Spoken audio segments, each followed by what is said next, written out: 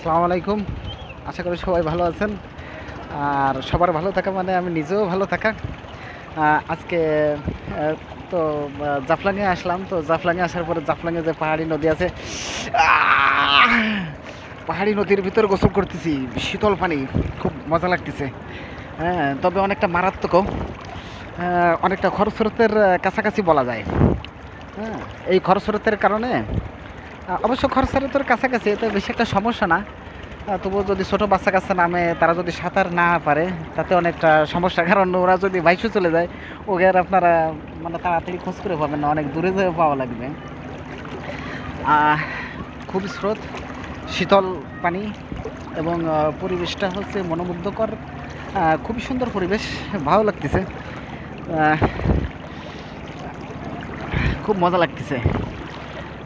এবং দেখি বড় বড় পাথর আছে, আর পাথরগুলো খুবই স্লিপ। আর স্লিপ হওয়ার কারণে হাঁটা অনেকটা সমস্যা। আহ! হাঁটা সমস্যা, কারণ দেখা যাচ্ছে পড়ে যায়, আপনার হাঁটু চলে যেতে পারে, নখ উঠে যেতে পারে। হ্যাঁ, এবং পানিটা অনেকটা পিওর।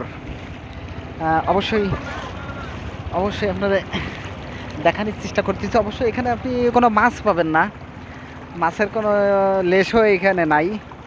হ্যাঁ, তবে সুন্দর স্রোত, সুন্দর পরিবেশ, মনোমুগ্ধকর পরিবেশ। খুব ভালোই লাগতেছে। তো আহ, এটা দেখে আপনাদের সাথে একটু শেয়ার করতেছি, যাতে আমি যে আনন্দ করতেছি আপনারাও যাতে আনন্দের কিছুটা ভাগ নিতে পারেন। আপনাদের কোনোভাবে একটু আনন্দ দেওয়ার চেষ্টা করেছি। যাই হোক, ভালো থাকবেন। আসসালামু আলাইকুম।